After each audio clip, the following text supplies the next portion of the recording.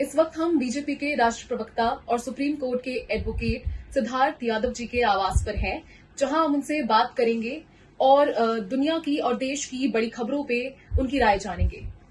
तो सर, कल दिल्ली की सीएम रेखा गुप्ता जी पर हमला हुआ है, तो आपके हिसाब से क्या ये सुरक्षा पर चूक है या फिर कुछ और? देखिए, सभी पहलुओं की जांच हो रही है। जो हमला हुआ है वो बहुत निंदनीयपूर्ण है। जब प्रदेश की मुख्यमंत्री और हमारे देश की एक महिला मुख्यमंत्री जन सेवा के लिए दिन रात वो कार्य करें, जन सुनवाई करें, रोज लोगों की समस्याएं सुने, उनके बीच में जाए, उन पर ऐसा कायरतापूर्ण हमला होना ये बहुत दुर्भाग्यपूर्ण है। जो भी इनके पीछे हैं उनकी पूरी जांच पुलिस हर पहलू में करते हुए करेगी। निश्चित तौर पर सुरक्षा के इंतजाम और बढ़ाए जाएंगे और चीजों को ध्यान में रखा जाएगा, पर उससे महत्वपूर्ण यह है कि जिस प्रकार की जो हमले की सोच है, जो हिंसक सोच है, जिन लोगों ने एक ऐसे कर्मठ मुख्यमंत्री पर हमला करने का विचार किया, उसकी कड़ी से कड़ी निंदा होनी चाहिए और वो हम लोग करते हैं। कल सर लोकसभा में 130वां संविधान बिल पेश हुआ, जिसकी राहुल गांधी ने आलोचना की और इसे मिडीवियल टाइम का बताया, तो उस पर आपकी क्या राय है? देखिए, मुझे लगता है कि मिडीवियल टाइम का बताना राहुल जी का बचकानापन है।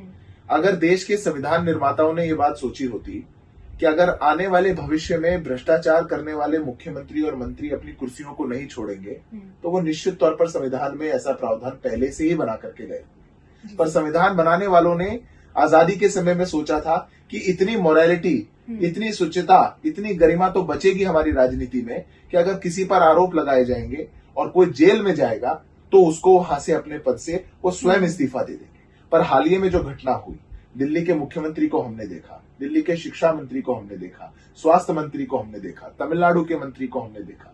आप जेल में चले गए, आप सत्ता की मलाई खाने के लिए जनता की कुर्सी पर आकर के नहीं बैठे, जनता की सेवा के लिए आकर के बैठे। 6 माह दिल्ली का मुख्यमंत्री जेल में है, कोई गवर्नेंस दिल्ली के अंदर हो नहीं पा रही और वो अपनी कुर्सी को ना छोड़े ताकि उनसे घर ना लिया जाए, उनकी तनख्वाह ना रुके। मुझे लगता है कि ये बहुत ही दुर्भाग्यपूर्ण था और इसीलिए इस कानून की आवश्यकता है, ताकि लोग जो ऐसे अपनी गरिमा को छोड़ करके आगे बढ़े, उनके लिए भी कोई प्रावधान रहे और हमारे कोर्टों के हाथ में कोई तो बात रहे कि उनको बाध्य अगर करना हो तो फिर कानून उनके साथ रहे। जी बिल्कुल सर।